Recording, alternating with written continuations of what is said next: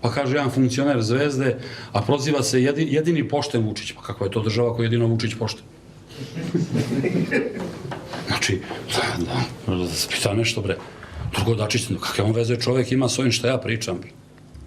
Pa neke karikature, pa on tu, pa bi trebao on verovatno nešto kao da reaguje, to da me apsi, ali stvarno veoma, u stvari je pomogao Partizanu, mene nije apsi.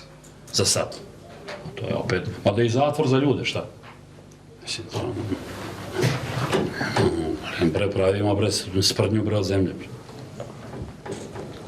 Gleda da se je, bre, stvar države, da li će Zvezda ili Partizan bude prva. Po svim evropskim zemljama zabranjeno je mešanje politike u sport. S druge strane, politika mora da bude umešana u finansijsko pomaganje sporta, jer bez pomoći na ovim tržištima siromašnim, bez pomoći politike nema normalne egzistencije. Ta pomoć ne treba bude zloupotrebljena da ona odlučuje ko će biti prvi.